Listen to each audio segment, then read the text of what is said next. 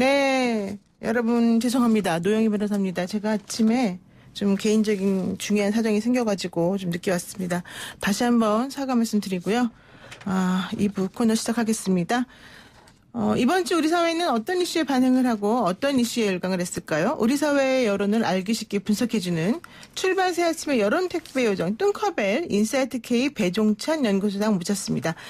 소장님 안녕하세요. 안녕하십니까. 뚱커벨입니다. 네, 우선 먼저 그 대통령 지지율부터 한번 살펴보겠습니다. 최근에 대통령 국정수행 평가 추세가 어떻게 나타나고 있나요? 계속 일직선 추세로 이어지고 있는데요. 그래서 뭐 매번 소개될 때마다 거의 수치 변화가 없어서 네네. 이거 소개를 해드려야 되나? 정말 조사한 건 맞아 이렇게 또 의심하실 수 있는데 조사 분명히 한 결과를 발표를 드리는 것이고요. 네. 리얼미터가 YTN의 의뢰를 받아서 지난 9일부터 13일까지 실시한 조사이고요. 전국 2,514명 무선전화 면접 및 유무선 RDD 자동응답 조사 표본오차 95% 신뢰 수준 플러스 마이너스 2.0%포인트 응답률 4.4% 자세한 사항은 중앙선거여론조사 심의위원회 홈페이지에서 확인 가능합니다. 문재인 대통령의 국정수행 긍정평가 47.2% 잘 못하고 있다는 부정평가 49.1%로 팽팽했습니다. 문재인 대통령 지지율에는 몇 가지 특징이 있습니다. 네. 이 87년 직선제 개헌 이후 노태우 전 대통령부터 대통령의 국정수행 평가가 계속되어 왔는데 문재인 대통령과 비슷한 유형의 지지율은 없습니다.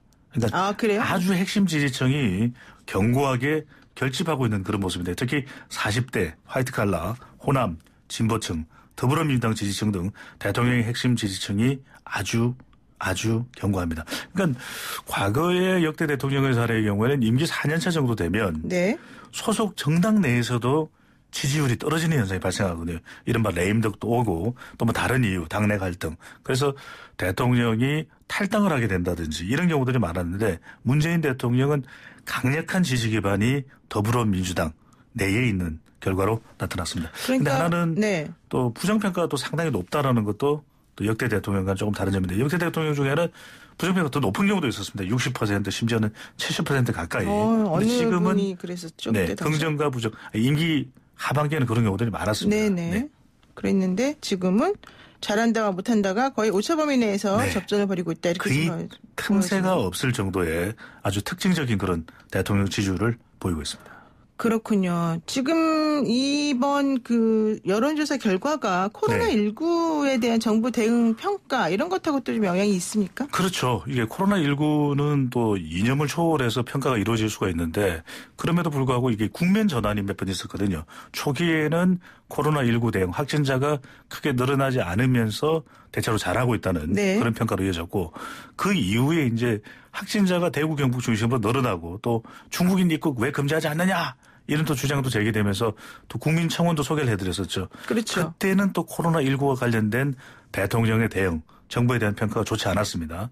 그런데 시간이 지나고 보니까 우리의 방역 체계 이것이 더 성공적이었다. 물론 아직까지도 절대로 방심해서는 안 됩니다만은 또 하나는 대표적으로 부각된 것이 드라이브 스루 좋은 평가를 받고 있죠. 물론 그것이 우리가 최초가 아니었다는 뭐 지적도 있지만 아주 효과적으로 우리가 이 진단을 하는데 활용이 된 것이고 네. 또 한편으로는 외국의 평가입니다. 국내의 평가가 아니라 외국에서 우리나라에 대해서 아주 좋은 평가를 내리면서 특히 비교 대상이 있다라는 것이 어떤 대응에 대해서 평가를 할 때 상당히 중요하거든요. 그렇죠. 메르스 때와 또 이탈리아나 스페인 또 미국과 비교되면서 이런 것이 대통령 지지율에 또 핵심 지지층들이 결집하는데 긍정적 영향을 준 것으로 보입니다. 그러니까 사실 그 코로나19 관련해서 정부가 뭐 왜 좀 중국인 입국을 전체적으로 다 막지 않았느냐 네, 이러면서 상당히 얘기가 논란이 좀 됐죠. 있었죠. 네.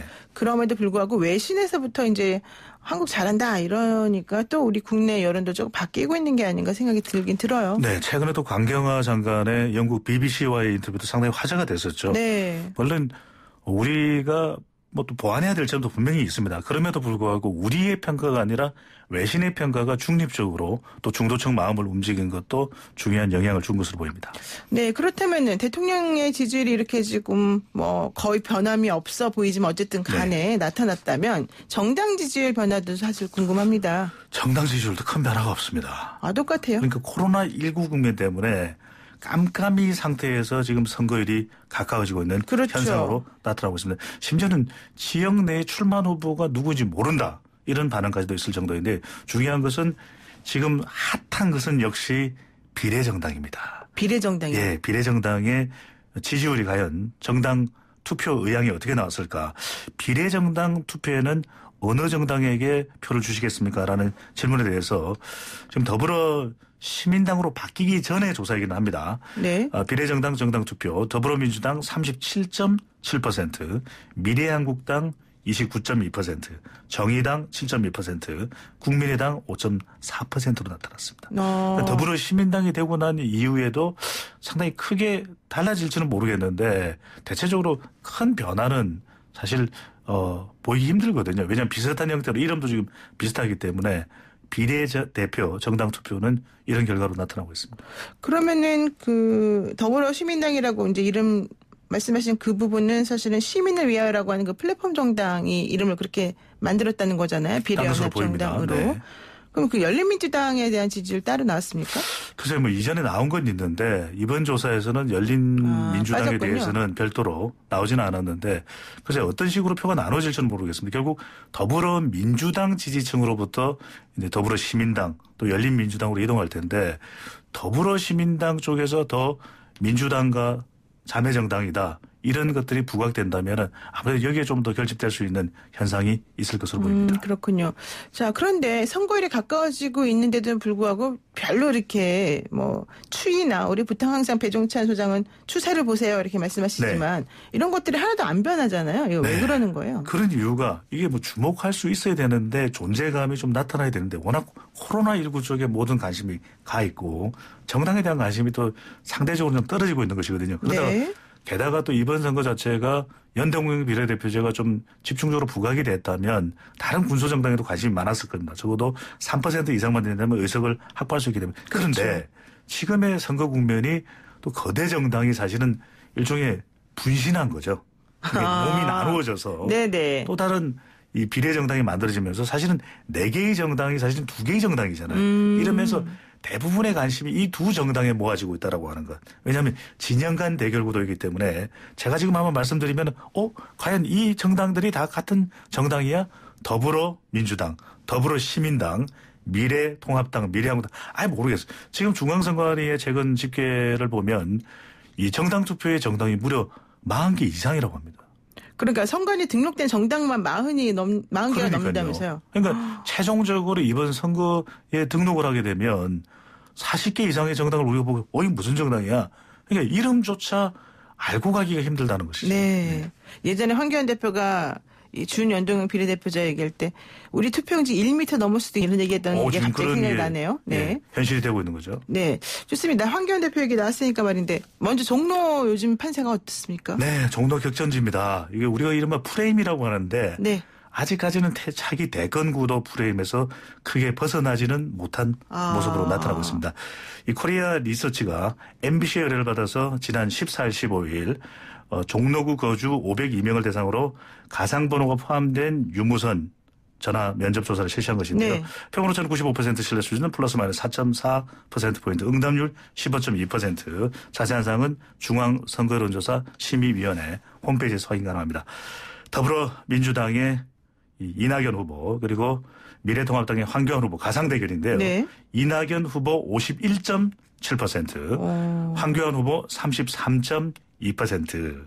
그러니까 선거 초반에 그러니까 두 후보가 맞붙기로 결정된 순간부터 지금까지 여러 차례 조사가 거의 대체로 이 추세가 유지되고 있습니다. 이번 조사 결과 이낙연 후보가 18.5%포인트 앞서는 결과로 나타났습니다. 지금 이제 퍼센테이지가 뭐 얼마나 줄어드느냐 그리고 좀 시간이 갈수록 더 많이 좁혀질 거다 이런 예상하기도 했는데 그런 낌새가 조금 아직까지는 안 보인다 이렇게 말해도 돼요? 앞서 말씀드렸는데 차기 대권 프레임이 그대로 와 있다. 두 사람 모두 차기 대권 후보이잖아요. 네네. 두 사람 다 전직 총리입니다. 인지도가 상당히 높고 이른바 총총 대결이죠. 총총 대결 대전이 벌어지고 있는데 그러면 긴박하게 이 선거전이 돌아가면 좀 더 치열하게 이 선거 여론의 변화도 발생할 텐데 코로나19로 깜깜이 선거입니다. 선거운동이 어떻게 이루어지는지도 모르는 데다가 황 대표의 아킬레스건이라면 지금 당 쪽의 일도 상당히 버거워지고 있거든요. 그렇죠. 지금 공천 불협화음도 있죠. 뭐 심지어는 이거 뭐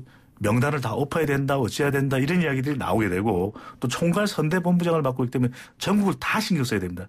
이러다 보면 상당히 부담이 되는 반면에 이낙연 후보의 경우에는 종로에만 일단 신경을 써도 되는 그렇죠. 그런 또 다른 상황 자체가 영향을 미치고 있는데 저 앞으로 이제 중요한 것은 과연 황교안 후보 쪽에서 기대를 했던 문재인 대통령과의 대결 구도가 만들어질 거냐. 근데 워낙 지금 코로나19 쪽에 가 있고 또 하나 우리가 뭐 선거일이 이제 26, 27일 정도 남아있으니까 앞으로도 어떤 변화가 있을지 모르겠습니다. 그런데 중요한 것은 우리가 뭐 교남동을 비롯해서 평창동, 사직동, 창신 1, 2, 3동, 숭인 1, 2동, 동별 분석까지 해야 되지만 더 중요한 건 연령대별 투표예요. 그러니까 선거 여론조사는 모든 사람들이 투표장에 간다고 가정을 하고서 실시된 조사이고 그 조사 시점의 판세이기 때문에 그렇죠. 앞으로 남아있는 기간 동안 그리고 투표율이 연령대별로 어떻게 되느냐.